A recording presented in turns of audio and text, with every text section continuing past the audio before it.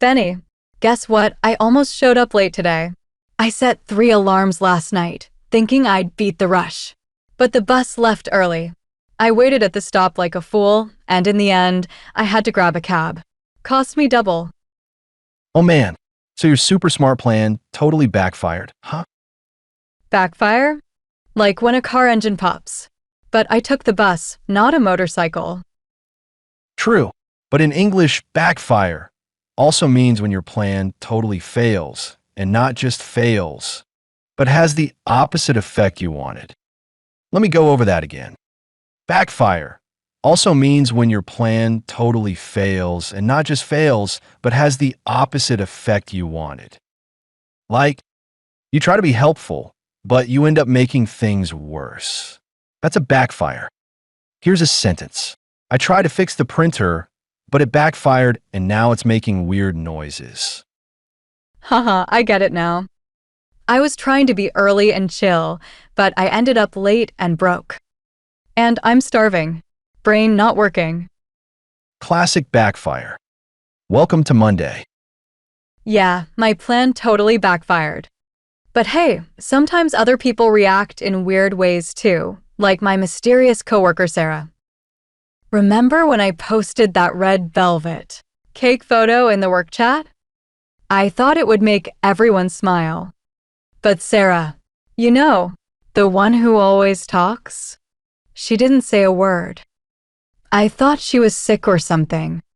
But yesterday she sent me a direct message and says the cake post kind of ruined her mood. I was like, huh? Whoa, that sounds like she was holding in a lot of feelings. We call that bottling up. Let me go over that again.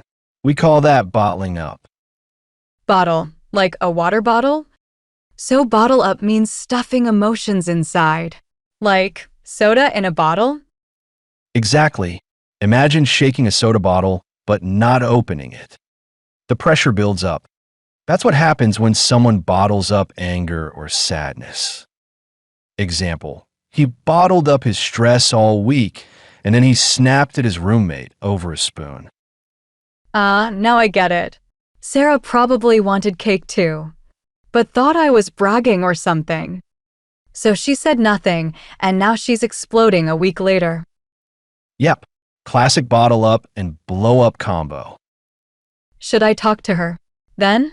Like open the bottle and let it fizz out? Perfect metaphor. Yeah, maybe just send her a kind message. Help her release the fizz before it explodes. But you know what's even crazier? The next day, she rolled her eyes at me in front of everyone.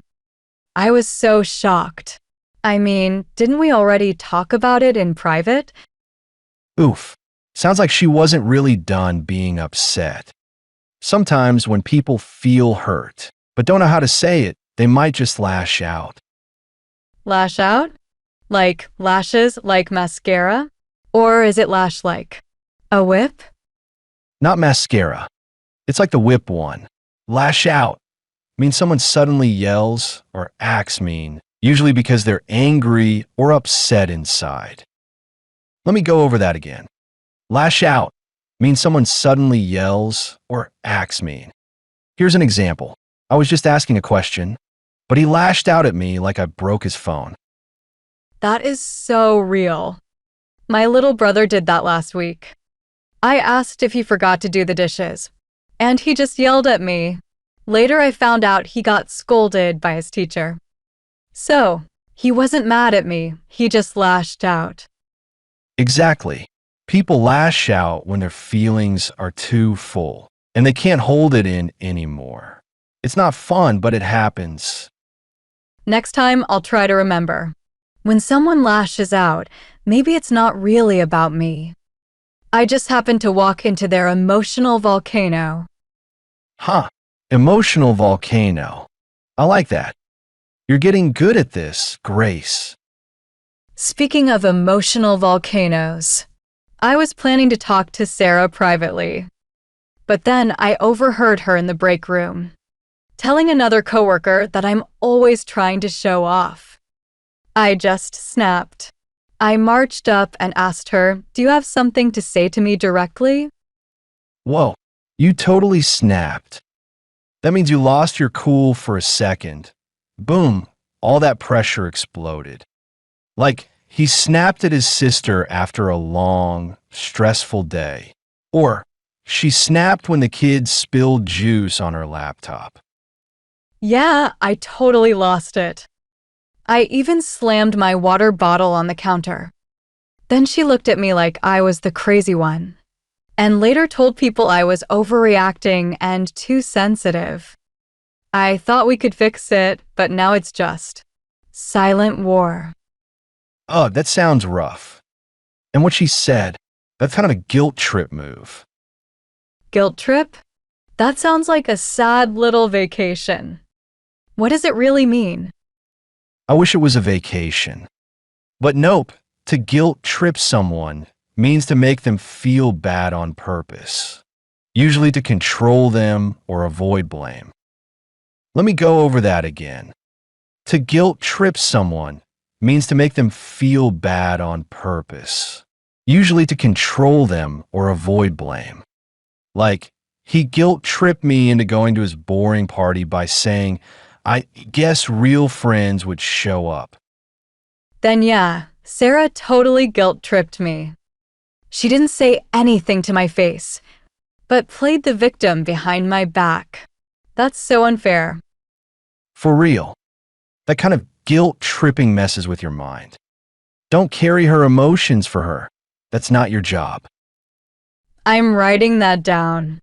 Don't carry someone else's emotional backpack. That's gold. Okay, Grace. Pop quiz time. Let's see if you remember the phrases we talked about. A test? Benny, you're mean. My brain just came back online. Fine, hit me. All right. First one. What does it mean when a plan backfires? It means you try to do something good, but it ends up worse. Like when I tried to be early, but missed the bus and paid double for a cab. Boom. Perfect. Okay, next. What's bottling up mean? It's when you keep your feelings inside and don't talk about them. Then, boom, like Sarah.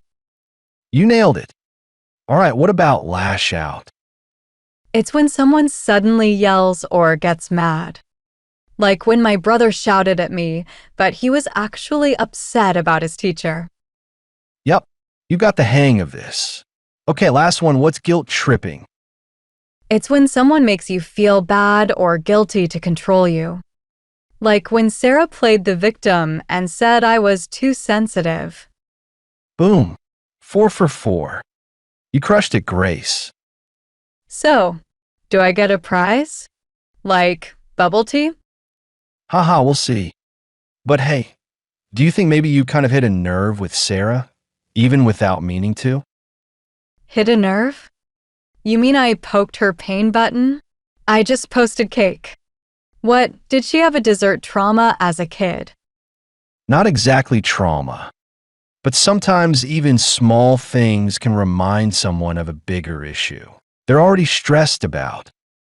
Like, when I joked about his new haircut, I didn't know I hit a nerve. He got super quiet. Okay, so I'm not the bad guy. And she's not the bad guy. We just stepped on each other's landmines? Exactly.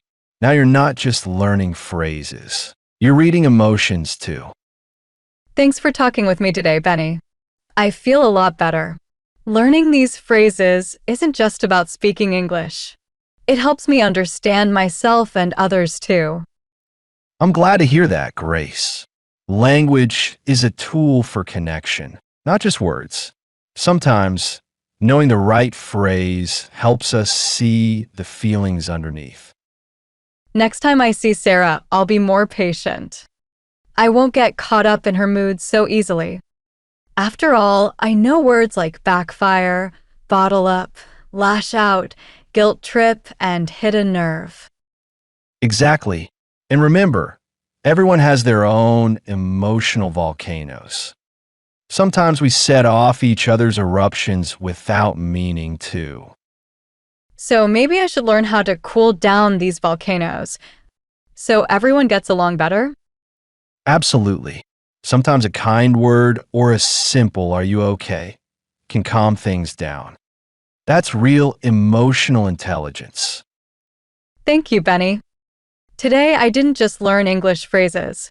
I learned how to be more understanding. You're welcome, Grace.